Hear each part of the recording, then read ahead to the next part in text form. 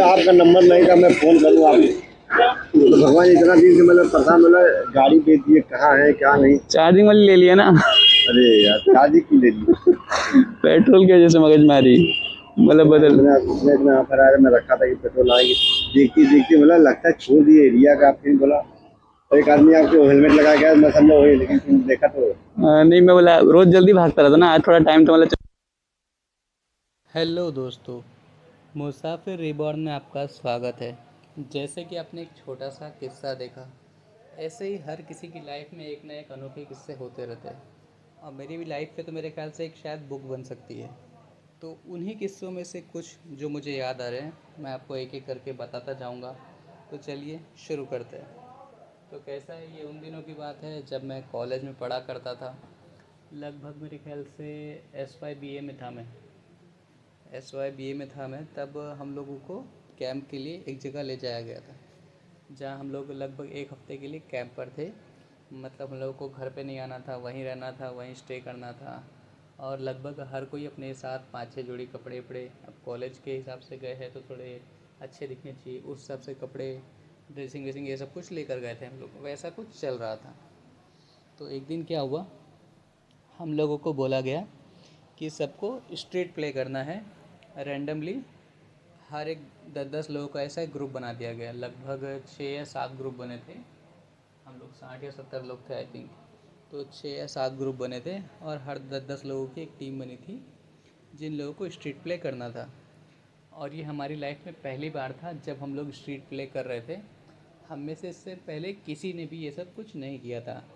अगर आप लोगों ने कभी बीए क्लास देखा हो या आर्ट्स वालों को देखा हो, तो ये काफ़ी दबे सेमी सिस्टम रहता है। ये बेचारे पढ़ने में बहुत अच्छे रहते हैं, लेकिन जहाँ आती है पब्लिक के सामने आने की या फिर कुछ एक्टिविटी करने की, तो ये बहुत ना के बराबर रहता है। सिर्फ बोलने के लिए होता है कि आर्ट्स वाले, पर आर्ट्स वाले सिर्फ रिटर्न तौर पर रहते हैं, दिखने वाले नहीं रहते। तो वैसा कुछ था। अब हमारी टीम बनी और हम लोग स्ट्रीट प्ले करने के लिए उतरे। हम हर किसी ने एक एक कैरेक्टर चुना, उस कैरेक्टर को निभाया, और वैसे करते करते हर किसी ने अपना दिमाग दिया कि यार ऐसी स्टोरी होनी चाहिए, ऐसी स्टोरी होनी चाहिए, ऐसा करके सब ने किया। एक एक करके सबकी बारी आई और हम लोगों ने सोचा नहीं था, पर हम लोगों ने उससे ज़्यादा बेहतर वहाँ पे स्टेज परफॉर्म किया। मतलब जो नॉर्मली लोग थे 60-70 लोग उनके सामने। और काफ़ी अच्छी फीलिंग थी कि हम लोगों ने नॉर्मल से बहुत ज़्यादा बेहतर किया था, इतना मैंने सोचा भी नहीं था।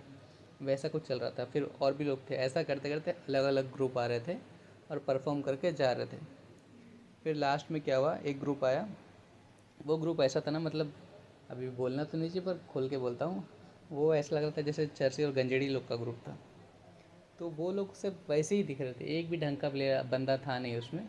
और वो लोगों ने भी आके स्ट्रीट प्ले किया, पर किसी के कुछ पल्ले ही नहीं पड़ रहा है कि ये लोग कर क्या रहे हैं। बस जैसे तैसे उन लोगों ने फॉर्मेलिटी के लिए वो सब पूरा किया। उसके बाद हर बार ना मुझे एक कहानी याद रह जाती है। तो उस टाइम पे भी सेम वैसे ही मेरे साथ हुआ। जब वो सब ख़त्म हुआ तो उनमें से एक गंजेड़ी जो था वो आ गया। मतलब वो दिख वैसा रहा था, शायद गांजा जना पीता हो। तो उसने ये कहानी बताया था, पर मुझे वो याद आ गई। तो मैंने सोचा क्यों ना आज वो आपसे शेयर किया जाए, क्योंकि बहुत दिन हो गए मेरे पास कंटेंट कुछ याद नहीं आ रहा है, और जिस वजह से मैं अपलोड भी नहीं कर पा रहा हूँ। और ज़्यादा कुछ बोलता हूँ तो फिर बाद में विवाद हो जाएगा। तो उनमें से एक सामने आया। वो बोला कि हमारा स्ट्रीट प्ले तो अच्छा नहीं रहा, पर मुझे एक कहानी याद आ रही है, मैं चाहता हूँ आप लोगों को सुना कर जाऊँ। तो होता क्या है, एक जंगल रहता है। एक जंगल में बहुत भयंकर आग लग जाती है और हर कोई जानवर अपनी जान बचाकर भागने लगता है। कोई भी जंगल में रहने को तैयार नहीं होता ना ठहरने को तैयार होता है। हर कोई ये सोचता है कि जंगल में आग लग गई है, भागो भागो। तो जो भी जंगल के बड़े बड़े वन्य प्राणी थे, छोटे छोटे पक्षी थे या कोई भी थे, वो सब कुछ अपनी जान बचा कर भाग रहे थे। उनमें एक था कौवा। उसने अपनी जान बचाने का बिल्कुल भी नहीं सोचा। वो अपनी चोंच में पानी भर भर के ला रहा था और जंगल के एक कोने पे ला के गिरा दे रहा था। फिर चोंच में भर के पानी ला रहा था और जंगल के एक कोने पे आके वो गिरा दे रहा था। तो सारे जंगल के पंछी और जानवर उसको देखने लग गए कि ये पगला गया है क्या। इतना बड़ा जंगल है, इसमें आग लग रही है और ये अपनी इतनी सी चोंच में लाके 2 बूंद पानी गिरा रहा है और इसको लग रहा है जंगल की आग बुझ जाएगी। तो उनमें से किसी ने एक पूछा कि तू पगला गया है क्या, इतने बड़े जंगल में आग लगी, तेरे चोंच वाले पानी से ये आग बुझ जाएगी? तो उस कौवे ने जवाब दिया कि मैं जानता हूँ इस जंगल में जो आग लगी ये मेरी चोंच वाले पानी से बुझ नहीं पाएगी। एटलीस्ट इतिहास में मेरा नाम तो आएगा कि मैंने कोशिश किया उस आग को बुझाने की। तुम तो भागने की कोशिश ही कर रहे हो। तो अगर मैं कोशिश करूँ शायद ये बुझ जाए तो लोग मुझे याद रखें। तो उसी तरह हमारा जो स्ट्रीट प्ले आज का ये बिल्कुल घटिया होगा, जैसे आप लोगों ने महसूस किया होगा। लेकिन मेरे ख्याल से आप ये स्ट्रीट प्ले भूल जाओगे, मुझे भूल जाओगे, पर ये आपको कहानी याद रह जाएगी जो मैंने आज की कि हमने एफ़र्ट डाले। बाद में जीतना हारना वो सब बाद में देखा जाएगा। तो वो मुझे कहानी याद आ गई तो मैंने सोचा चलो शेयर कर देते हैं। इतने दिन से कंटेंट अपलोड नहीं हुआ तो चलो अपलोड कर देते हैं। और हाँ, अगर आपको वीडियो अच्छा लगे तो चैनल को लाइक करना, सब्सक्राइब करना और शेयर करना। और हाँ, मैं भी एक सोच रहा था एक शॉर्ट फिल्म बनाने का। वो सोच रहा था आज वो शेयर ही कर दूँ, जो होगा देखा जाएगा। सोच रहा हूँ कि अगर मैं ये शॉर्ट फिल्म बनाने का सोच रहा हूँ, अगर इस वीडियो पर 100 लाइक से ज़्यादा ऊपर लाइक आए तो मैं उस शॉर्ट फिल्म को डायरेक्टली शूट करूँगा।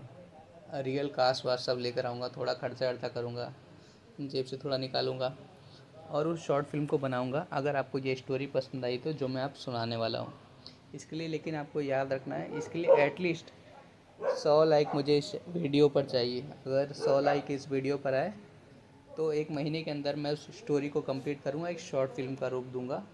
अगर आपको ये स्टोरी पसंद आई तब। तो शुरुआत करते हैं। शुरुआत में क्या होता है, सीक्वेंस ऐसा कुछ होने वाला है कि एक लड़का है, लड़की को मिलने के लिए कहीं बुला रहा है कॉल करके, और लड़की भी उसको शायद पहले से जानती है, तो वो भी मुस्कुरा कर उसको जवाब दे रही है। फिर वो दोनों आकर एक अच्छी खासी प्लेस पे मिलते हैं, जैसे मरीन ड्राइव समझ लो। मरीन ड्राइव पर आकर वो लोग मिलते हैं, आमने सामने आते हैं। लड़की ने भी काफ़ी अच्छी वन पीस पहना हुआ है, लड़का भी जीन्स और टी शर्ट में है, और वो सामने आता है, उसके सामने घुटनों पर बैठता है और उसको डायरेक्टली प्रपोज़ कर देता है। जिसके बाद वो लड़की काफ़ी ज़्यादा गुस्सा हो जाती है, वो अंदर ही अंदर सारी भड़ास उस पर निकाल देना चाहती है, और वो एक तरह से उसके घुटनों पे लात दे देती है कि तू तो साले है ही गरीब, मरेगा भी गरीब, और तेरे चक्कर में अपने आप को ज़िंदगी ख़राब कर लूँ। मेरा ऑलरेडी बीएफ है और तुझसे कहीं ज़्यादा अर्निंग करता है। एटलीस्ट उसका एनुअल पैकेज महीने का एनुअल पैकेज जो है उसका 20 लाख रुपए है, तो वो बहुत अच्छा अर्न करता है। तो मैं तेरे जैसे फटीचर के साथ क्यों रहूँ? तो पागल हो गया क्या? ये बोलती है, उसको चली जाती है लात से मार के साइड में, और वो वहीं पे रोता तड़पता रह जाता है। इसके बाद हम कुछ साल बाद का सीक्वेंस देखते हैं कि क्या होता है। एक ऑफिस है, ऑफिस में काफ़ी सारे लोग बैठे हुए हैं, और हम देखते हैं कि अब वो लड़की एक जॉब कर रही है, एक कैबिन वेबिन अच्छा खासा दिख रहा है, उसमें काम कर रही है। उतने में क्या होता है, एक जो उसके हेड है वो आते हैं और वो बोलते हैं कि मैं कहीं बाहर जा रहा हूँ। लड़की का नाम तृप्ति रख देते हैं कि तृप्ति मैं कहीं बाहर जा रहा हूँ, हमारे सर आने वाले हैं, और वो जब भी आएंगे तुमको क्या करना है, उनको अपना ऑफिस दिखाना है, क्योंकि उन्होंने रिसेंटली हमारी कंपनी को बाय कर लिया है, तो हमारे न्यू ओनर होंगे वो। मैं जाते थे उनको मिला कर जाऊँगा। ऐसा वो बोल ही रहे होते हैं, उतने में दरवाज़ा खुलता है, और वो जो लड़का था जिसको कई साल पहले उस लड़की ने लात मार के उसका प्रपोज़ल रिजेक्ट किया था, वही एंटर होता है। ये कुछ समझ पाती उसके पहले ही बॉस भाग कर जाता है इस लड़की का, और जाके उस आदमी से बहुत गर्म जोशी के साथ मिलता है कि सर आपका बहुत बहुत स्वागत है, आपने बहुत कम एज में इस चीज़ को अचीव कर लिया जो लोग काफ़ी ज़्यादा सोच भी नहीं पाते हैं। तो उसके लिए बहुत बहुत बधाई, और इतनी महंगी करोड़ों रुपए की कंपनी आपने इजीली बाय कर ली, ये सोचने वाली बात है, और मुझे बहुत ज़्यादा गर्व हो रहा है कि मैं आपके लिए काम करूँगा। तो बाद में फिर वो देखती है, वो चौंक जाती है कि कुछ ही सालों में इसने अपने आप को बहुत ज़्यादा अच्छे मुकाम पर ला दिया है। तो अब ये तो पहले से जानती थी कि ये इसको बहुत चाहता है, और ये लड़की पहले से ही लालची थी। तो वो इसके पास आती है और हल्के से जैसे उसके कानों के पास मम्बल करती है, बड़बड़ाती है, क्या तुम्हें मैं अब भी याद हूँ? मुझे अभी भी पसंद करते हो? वो इसे ऐसा कह ही रही होती है और बॉस इतने में जा चुका होता है कि सर मैं जाता हूँ ज़रा, जो आपने काम दिया था उसे भी निपटाना है। वो जाता है और उसका ये कहना होता है, तो उतने में ये जो लड़का होता है ये अपने उस पास्ट को भूला नहीं होता है, लेकिन अब वो प्यार में नहीं है, अब वो नफ़रत में है। तो वो क्या करता है, अपने कैबिन की तरफ इशारा करता है उसको कि मेरे कैबिन की तरफ ले चलो मुझे। वो उससे अपने लड़का कैबिन में जाके बैठता है, इसको अंदर आने का इशारा करता है, बोलता है दरवाज़ा बंद करो अंदर से। वो लॉक करता है। बाद में फिर बोलता है कि तुमने ही एक बार बोला था ना मुझे कि 20 लाख का पैकेज है तुम्हारे बीएफ के पास एनुअली, अगर तुम चाहो तो तुम हर दिन के 20 लाख रुपए कमा सकती हो। वो जैसे ही सुनती हक्की बक्की रह जाती है कि 20 लाख रुपए मुझे पर डे के मिलेंगे। और वो जैसे अब वो किसी भी हद तक गिरने को तैयार हो गई है कि कुछ भी हो जाए मुझे ये ऑफ़र चाहिए। 20 लाख रुपए पर डे, तो समझ लो 10 लाख के 2 करोड़, 20 लाख, 20 लाख पर डे के, तो 10 दिन के हो गए 2 करोड़, यानी कि एक महीने के 6 करोड़ रुपए। तो वो अंदर ही अंदर दिमाग में इतना सारा कैलकुलेशन लेके बैठ जाती है कि अब तो मुझे कमाने वाने की कोई ज़रूरत नहीं, अब मुझे जो बोलेगा मैं करने को तैयार हूँ। वो जैसे तैसे उसके और करीब आती है, जैसे उसके ऊपर बस चढ़ ही जाने वाली हो, और कहती है कि बताओ मुझे क्या करना होगा। इतने में ये उसके होठों पर उंगली रखता है और उससे जैसे पीछे की तरफ ढकेल रहा हो, और कहता है कि तुम्हें मेरे कहने पे शादी करनी होगी और पर डे के तुम्हें 20 लाख रुपये मिलेंगे। तो बोलती हाँ, तुम तो पहले से ही चाहते थे, मुझे मालूम है तुम क्या कहोगे, हाँ चलो शादी कर लूँगी तुमसे। तो बोलता है नहीं, मेरा एक दोस्त है, तुम्हें उससे शादी करनी होगी और पर डे के तुम्हें 20 लाख रुपये मिलेंगे। तो वो सोचती है अच्छा ठीक है, क्या ही फ़र्क पड़ जाएगा, ये तो पागल हो गया है, पैसे भी दे रहा है और शादी भी करवा रहा है, चलो ठीक है देखा जाएगा। और 6 करोड़ में तो कोई भी चलेगा, लंगड़ा लूला कोई भी, ऐसा वो बोल तो देती है। लेकिन जब अगला दिन आता है तो वो देख के शौक में आ जाती है। वो एक ऐसे बंदे से उसकी शादी करवाने वाला होता है जो बिल्कुल भी गुड लुकिंग नहीं होता है, एकदम सिंपल सा होता है, थोड़ा बहुत एकदम पतला सा, बीमार सा, पावर वाले चश्मे, ऐसा कुछ। और वो बहुत बड़ी बड़ी बातें फेंक रही थी जब वो उसे छोड़कर जा रही थी, जब तब उसे बहुत बड़े बड़े डायलॉग दिए थे उसने कि वो बहुत हैंडसम लड़के से शादी करेगी जो बहुत ज़्यादा कमाता हो, बहुत ज़्यादा पैसे वाले हो। और जो जो उसने डायलॉग बोला था, ये लड़का बिल्कुल उससे अपोजिट था। वो बस ऐसा लग रहा था कि अब वो शादी को मना ही करने वाली हो। मंडप सजा हुआ था और शादी के मंडप के सामने बस ये दो लोग ही थे, वो लड़का जिससे ये शादी करवा रहा था, और ये बस शादी और दुल्हन के कपड़े में जैसे ही खड़ी ही थी, ये उसे इनकार करने ही वाली हो ऐसा प्रतीत हो रहा था। उतने में क्या होता है पता है, जो हमारा हीरो था स्टोरी का, वो एक ब्रीफ केस खोलता है जिसमें 20 लाख रुपए कैश होते हैं। बोलता है ये तुम्हारी आज की कमाई है, बाकी तुम डिसाइड कर लो, लेकिन मेरी एक शर्त है। फिर अब उसको जब पैसे दिखे, वो सारा गुस्सा अपना पी गई। फिर बोली चलो ठीक है, पैसे ले लेते, देखा जाएगा, ये फालतू की शर्तों में क्या ही रखा है। तो बोलती है अच्छा ठीक है शर्तें बता दो। तो बोलता है देखो शादी की शर्त एकदम सिंपल है, तुम्हें पर डे के 20 लाख मिलेंगे, लेकिन तुम्हें इसको खर्च करने का परमिशन होगा 1 महीने के बाद। 1 महीने के पहले तुम इसमें से 1 रुपया भी खर्च नहीं कर सकती हो। तो वो बोलती ठीक है, अभी नहीं कर सकती, 1 महीने बाद ही कर लूँगी, क्या फ़र्क पड़ता है।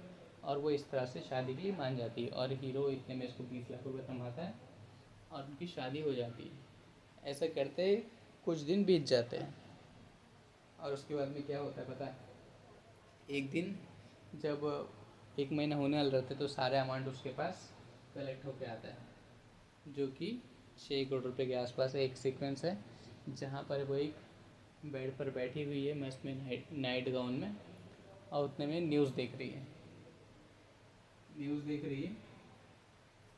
और उस न्यूज़ में आता है सीक्वेंस कि आज से जो कैश अमाउंट है, ये नोट अब से बंद हो गए हैं।